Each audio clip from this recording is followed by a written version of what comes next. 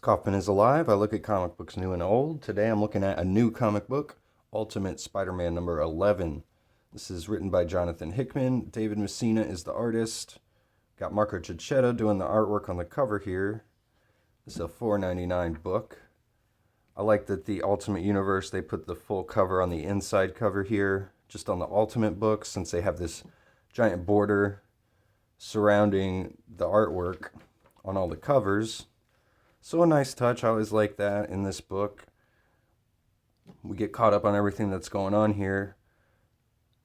There's quite a tangled web being weaved here in this book, as we've got, Peter and his Uncle Ben, along with J. Jonah Jameson. They've started the Paper, which is like a newspaper to go up against the Daily Bugle, which has been bought out by Wilson Fisk, who is ultimately being controlled by Oscorp.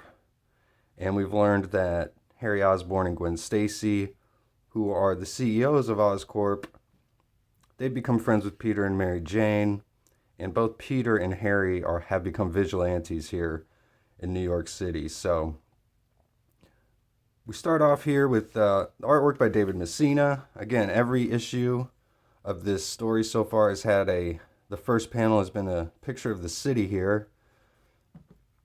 So some nice consistency here in the book. But Peter's up here. He's on a rooftop. He's waiting for Harry to show up as Green Goblin, but he's basically standing Peter up here. Peter gets his voicemail. It's a very obnoxious, arrogant voicemail, and Peter says he might need to change that. So then he tries to get a hold of Doc Ock here, and he's already creeped out by Dr. Octopus, even though they've just met. So he's actually not Dr. Octopus yet. He's just Otto Octavius, but he's working with Peter and Green Goblin, but Spider-Man doesn't really trust him, and he doesn't know where Harry is. So luckily for Spider-Man, right at that moment, he sees all these bad guys getting out of a car, heading towards a bank, so you know what Spider-Man's going to do. It's kind of weird colors on this one. We've got like a bright blue Spider-Man costume. He jumps into the window here, and then it's colored all gray. But he's fighting these demons here, which is, I assume, still the name of this gang of Mr. Negative. Suddenly I feel like I'm in the Sony Spider-Man PlayStation game here, but he saves this woman who gets taken hostage here at the bank. Basically takes out all these bad guys here. And we see the appearance of Mr. Negative. And he explains that he's not very happy that Spider-Man took out his colleague, the Black Cat. And he got thrown off a roof, the Black Cat did, when he confronted Spider-Man and Green Goblin. So Spider-Man's explaining he didn't mean for that to happen. And Mr. Negative asks where his friend is, and he says he's flying solo on this one. And right at that moment, all these people just start attacking Spider-Man, being controlled, I'm assuming, by Mr. Negative here. He says, these people work for me now. Pretty cool panel of Spider-Man getting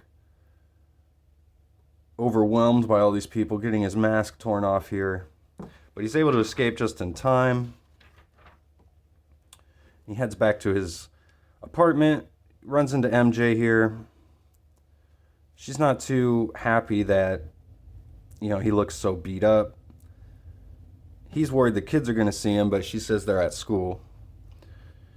I like these faces here by David Messina, the artist, on Mary Jane throughout these pages. He does a really good job in each panel of changing like the expression on her face, the emotion that she's showing with each response Peter's giving her here.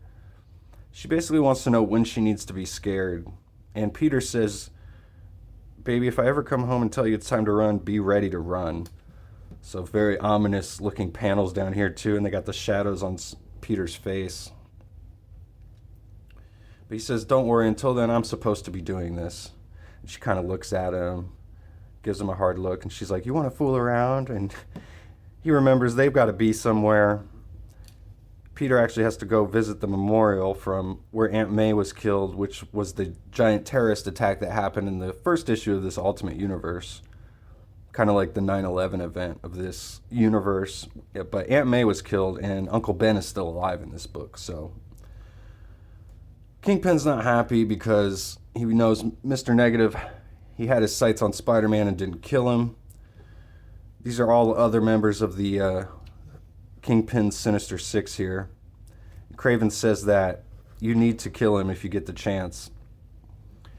And we see Black Cat show up, the original Black Cat. He's in a wheelchair after getting thrown off a building. He says he's not going to give up his seat in the Sinister Six. He's going to add his daughter to his seat, Felicia Hardy here, the new Black Cat of this universe, who we saw on the cover.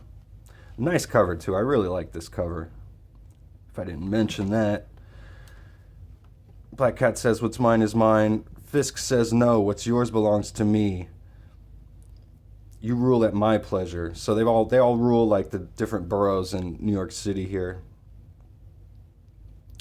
And Kingpin's just not happy. He says his kingdom is a rebellion. They need to put a stop to it because of these vigilantes running around all of a sudden.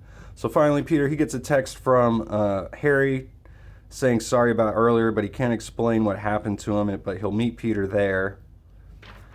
Peter meets up with Uncle Ben, and the most important thing we get from this conversation is we find out Uncle Ben has figured out that Peter is Spider-Man.